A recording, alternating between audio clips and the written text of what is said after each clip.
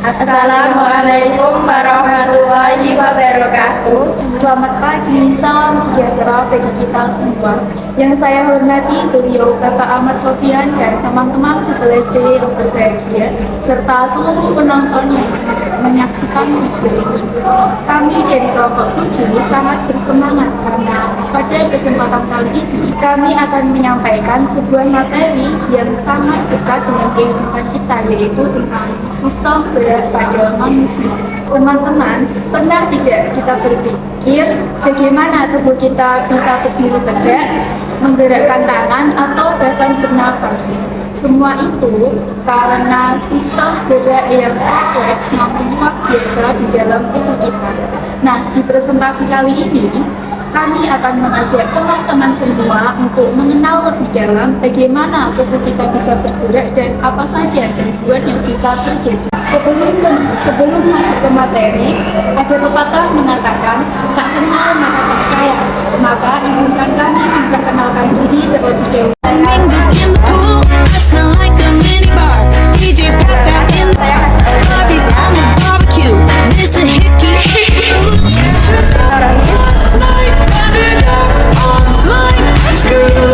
Saya Ahmad Gumoro.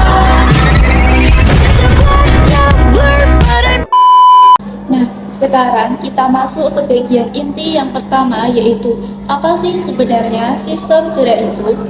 Sesuai yang teman-teman lihat di layar, sistem gerak adalah sebuah sistem koordinasi dalam tubuh yang memungkinkan kita untuk melakukan berbagai macam gerakan, baik yang ringan maupun yang berat.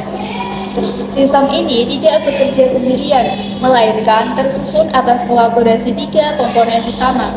Yang pertama ada tulang sebagai alat gerak pasif, yang kedua ada sendi sebagai penghubungnya, serta yang ketiga ada otot sebagai alat gerak aktif yang menggerakkan tulang kita. Singkatnya, tanpa kerjasama dari ketiganya, kita tidak akan bisa melakukan aktivitas sehari-hari seperti berjalan, menulis, ataupun berolahraga. Nah, karena sistem gerak kita terdiri dari komponen yang luar biasa tadi, tubuh kita jadi punya kemampuan untuk melakukan berbagai jenis gerakan yang unik. Penasaran apa saja gerakannya? Mari kita simak di slide selanjutnya. Masuk di slide ini, kita akan membahas jenis-jenis gerakan otot. Secara garis besar, gerak otot itu dibagi menjadi 2 kelompok utama. Yang pertama ada gerak antagonis atau gerak yang berlawanan. Teman-teman bisa lihat gambar di sebelah kiri. Contohnya adalah otot bicep dan tricep pada lengan kita. Sederhananya begini, ketika satu otot berkontraksi atau mengencang, justru otot pasangannya berelaksasi atau mengendung. Hubungan mereka ini musuhan tapi saling melengkapi supaya lengan kita bisa menekuk dan lurus kembali. Yang kedua adalah gerak sinergis, yaitu gerak yang searah. Sesuai namanya, otot-otot ini bekerja secara bersamaan. Sesuai namanya, otot-otot ini bekerja sama dengan tujuan yang sama. Contohnya bisa teman-teman lihat pada gambar lengan bawah, yaitu kerja otot pronator teres dan pronator quadratus. Saat kedua otot ini bekerja secara bersamaan, tangan kita bisa melakukan gerakan menelungkup atau menengadah. Nah, khusus untuk gerak antagonis, ternyata jenisnya masih ada banyak lagi berdasarkan arah geraknya. Mari kita simak pembahasannya di slide selanjutnya. Tadi kita sudah bahas kalau gerak antagonis itu gerak yang berlawanan. Nah, ternyata gerak ini ada banyak jenisnya berdasarkan arah geraknya. Di slide ini kita akan bahas 3. Yang pertama dulu ya. Pertama, eksentasi dan fleksi. Teman-teman bisa lihat gambar pertama. Eksentasi itu gerak meluruskan, sedangkan fleksi itu gerak membengkokkan. Contoh paling gampang adalah saat kita meluruskan dan membengkokkan kaki atau siku tangan. Dan yang kedua, abduksi dan aduksi, gerakan tangan merentang. Gerakan aduksi itu saat kita menjauhkan anggota tubuh dari badan, seperti merentangkan tangan. Sebaliknya, aduksi adalah saat kita mendekatkan kembali tangan ke samping badan. Yang ketiga, elevasi dan depresi. Kalau ini adalah gerak naik turun. Elevasi itu gerak mengangkat atau menaikkan, sedangkan depresi itu gerak menurunkan. Contoh saat kita menengadahkan kepala ke atas dan menundukkannya ke bawah. Masih ada 2 jenis gerak lagi di slide selanjutnya. Mari kita lihat. Pada gambar nomor 4, melanjutkan pembahasan sebelumnya. Jenis gerak antagonis yang keempat adalah pronasi dan supinasi. Teman-teman bisa memperhatikan telapak tangan saya. Pronasi adalah gerak menelungkupkan tangan, sedangkan supinasi adalah mengadahkan tangan. Cara gampang ingat ya, supinasi itu seperti posisi tangan saat kita meminta sesuatu atau menampung sup. Gini ya guys. Dan yang terakhir adalah inversi. Ini fokus pada telapak kaki kita. Inversi adalah gerak memiringkan telapak kaki ke arah dalam tubuh, sedangkan eversi adalah memiringkan telapak kaki ke arah luar tubuh. Gerakan ini sering terjadi pada kita sendiri tanpa kita sadari saat kita berjalan di permukaan yang tidak rata agar keseimbangan tetap terjaga. Nah, setelah kita mempelajari bagaimana cara tubuh kita bergerak secara normal, kita harus tahu bahwa sistem ini tidak selamanya bekerja dengan baik. Ada kalanya sistem gerak kita mengalami kegangguan. Kira-kira apa saja kelainan yang bisa terjadi pada sistem gerak kita? Mari kita lihat pembagiannya di slide selanjutnya ya. Nah, seperti yang teman-teman lihat di layar, kami membaginya menjadi 3 kelompok besar, yaitu 1. Kelainan pada tulang, 2. Kelainan pada sendi, 3. Dan kelainan pada otot. Kita akan membahas satu persatu dari bagian yang paling keras di tubuh kita, yaitu tulang. Mari kita lihat apa saja gangguannya. Kelainan pertama yang akan kita bahas adalah kelainan pada tulang. Fokus kita di sini adalah masalah pada tulang belakang. Ada 3 jenis sangat umum terjadi. 1. Skoliosis. Ini adalah kondisi di mana tulang belakang melengkung ke samping, membentuk huruf S atau J. 2. Kifosis. Kondisi tulang belakang yang terlalu melengkung ke depan di area punggung atas, sehingga penderitanya terlihat bungkuk. Ketiga, lordosis. Kebalikan dari kifosis, yaitu tulang belakang di area pinggang terlalu melengkung ke dalam. Ketiga kelainan ini biasanya disebabkan oleh kebiasaan posisi duduk yang salah dalam waktu yang lama.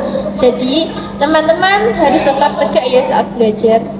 Masih di kategori kelainan tulang, ada 3 jenis gangguan lain yang perlu kita ketahui. 1. Fraktura atau patah tulang. Bisa teman-teman lihat di gambar atas, ada patah tulang terbuka sampai menembus kulit dan patah tulang tertutup. Ini biasanya terjadi karena benturan keras atau kecelakaan. Yang kedua, osteoporosis. Kondisi ini sering menyerang lansia, tulang menjadi rapuh dan mudah patah karena kepadatan massa tulangnya berkurang atau keropos. Yang ketiga, rakitis. Terakhir ada rakitis yang biasanya dialami anak-anak karena kekurangan vitamin D. Ciri khasnya bisa teman-teman lihat di gambar ini, yaitu tulang kaki yang tumbuh melengkung membentuk huruf O atau X. Setelah selesai membahas tulang, sekarang kita akan beralih ke bagian penyambungnya, yaitu sendi. Apa saja masalah yang bisa terjadi pada sendi? Mari kita lihat di berikutnya. Seperti yang saya katakan sebelumnya, artis atau radang sendi itu beberapa macam. Di slide ini kita akan melihat 4 jenis yang paling umum.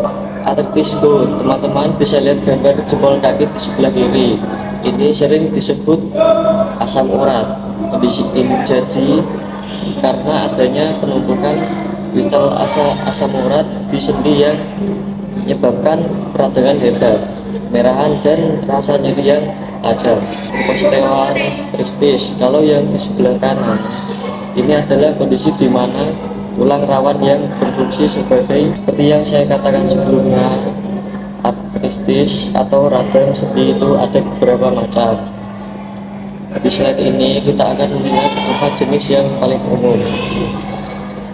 Artritis, teman-teman bisa lihat gambar jempol kaki di sebelah kiri.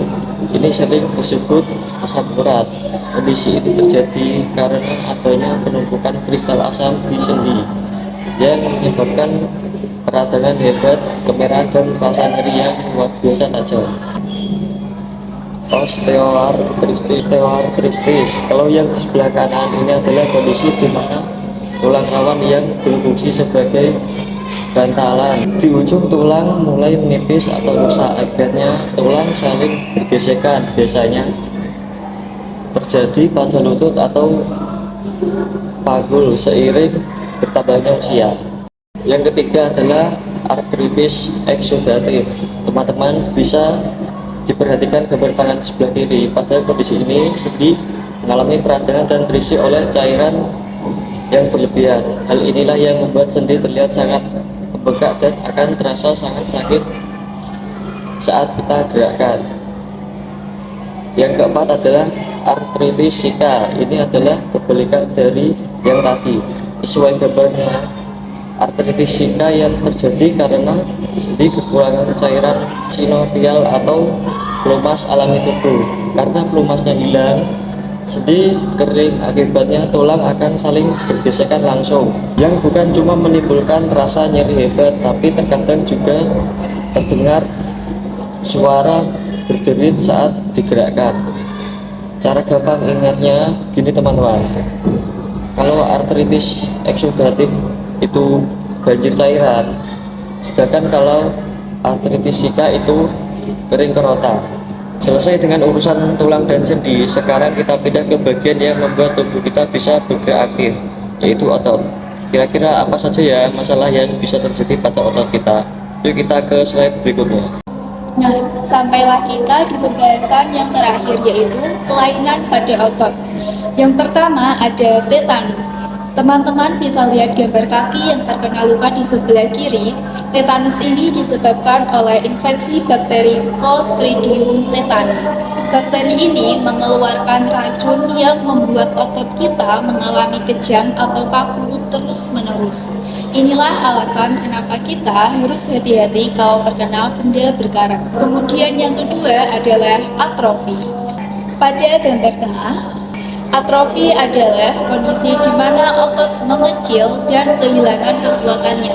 Biasanya ini terjadi karena otot jarang sekali digunakan atau karena adanya kerusakan pada saraf yang mengontrol otot tersebut.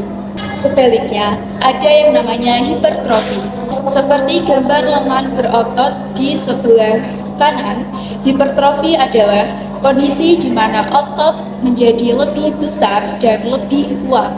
Hal ini biasanya terjadi karena otot diberikan beban atau aktivitas yang berat secara terus-menerus, seperti yang kita lihat pada para binaragawan. Demikianlah seluruh materi mengenai berbagai kelainan pada sistem gerak manusia yang bisa kelompok kami sampaikan. Kami berharap penjelasan tadi bisa menambah wawasan teman-teman semua untuk lebih menjaga kesehatan tulang, sendi, dan otot. Nah, itu tadi penjelasan dari kami.